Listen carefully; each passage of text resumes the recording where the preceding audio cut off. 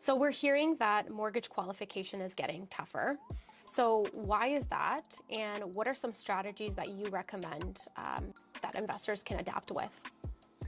So mortgage qualification has gotten tougher due to the rate increases. If you remember, in 2018, the stress test was introduced, and what that meant is that the banks are going to assume you're paying a higher mortgage payment in the approval process compared to what you're actually going to pay. So they looked at the Bank of Canada rate at 5.25, and they looked at the rate they're giving you plus a 2%, and whichever is higher, they calculated the payment at. So what's happened over the last few months since the rate started to rise is this bar here started to go up, and therefore the lenders are now approving refinances and purchases at this higher bar, which is putting pressure on the numbers essentially.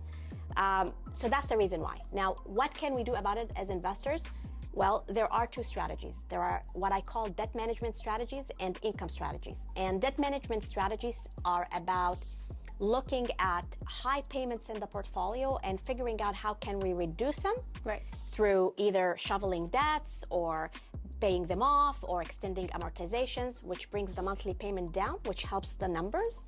Or we look at income strategies. So for those who are business for self, how can we pay you more from the business is one way. Another way is to look at your rental portfolio and say, are there any opportunities within your rental properties to use higher rents by getting an appraiser to give us an opinion, because maybe you have a property that you're renting below market and it should be renting here. So if I get an appraiser to give us an opinion, we can use this higher number, which is, again, extra income to use on your application.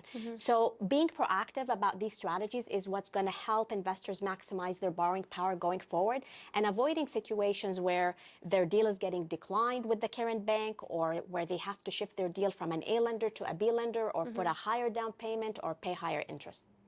Awesome. So this is the stuff that makes